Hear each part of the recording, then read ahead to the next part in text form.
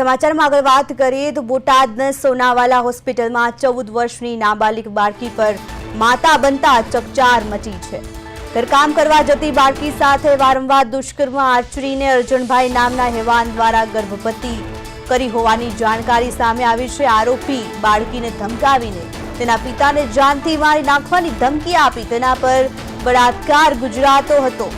गुजरात कांग्रेस महिला मोर्चा अध्यक्ष गीताबेन पटेल आ घटनानी जाण थता बोटाद दौड़ी आव्या हता। बोटादनी आ बाळकी पर थયેલ અત્યાચારને ધ્યાનમાં લઈને સરકારમાં ગુજરાતની મહિલા સુરક્ષિત નથી તેવું જણાવ્યું છે। નાબાલિગ બાળકીને દુખાવો પડતા હોસ્પિટલ ખાતે દાખલ કરી હતી જ્યાં બાળકને જન્મ આપ્યો। પોલીસ દ્વારા તપાસ કરીને હવે વધુ કાર્યવાહી શરૂ કરવામાં આવી છે। બોટાદની ઘટના 2014 વર્ષની બાળકી સાથે દુષ્કર્મ આચર્યું છે। 70 વર્ષના એક નરાધમે 14 વર્ષની બાળકી સાથે દુષ્કર્મની ઘટના બની છે। પેટમાં દુખાવો પડતા સમગ્ર મામલો સામે આવ્યો હતો અને સગીરાએ એક બાળકને પણ જન્મ આપ્યો છે। ઘટના પર મહિલા કોંગ્રેસ અધ્યક્ષે સરકાર પર આકરા પ્રહાર કર્યા। કહ્યું કે રાજ્યમાં દીકરીઓ સુરક્ષિત નથી।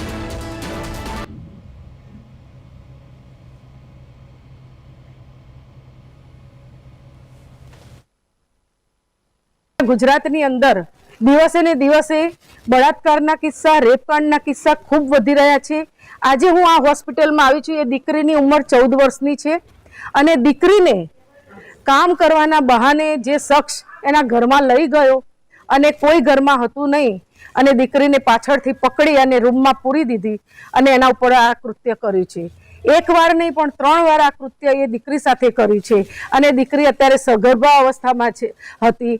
એને ડોક્ટરે એને પોતાને કંઈ ખબર ન પડતા 9 મહિના પૂરા થઈ ગયા અને જ્યારે એને કુદરતી રીતે જે દુઃખ ઉપડ્યું એનું પેન ઉપડ્યું ડિલિવરીનું દુઃખ ત્યારે એને ખબર પડી કે મને કંઈક થાય છે અને મા બાપ જ્યારે હોસ્પિટલમાં લાવ્યા તો ચોંકી ગયા અને રડવા લાગ્યા કે આ શું થઈ ગયું। દીકરી સગર્ભા હતી અને 9 મહિના થવા આવ્યા હતા અને દીકરીને અહીંયા શુક્રવારે રાત્રે અહીંયા લાવ્યા છે। પછી ખબર પડી કે આ શખ્સે આ કૃત્ય કર્યું છે।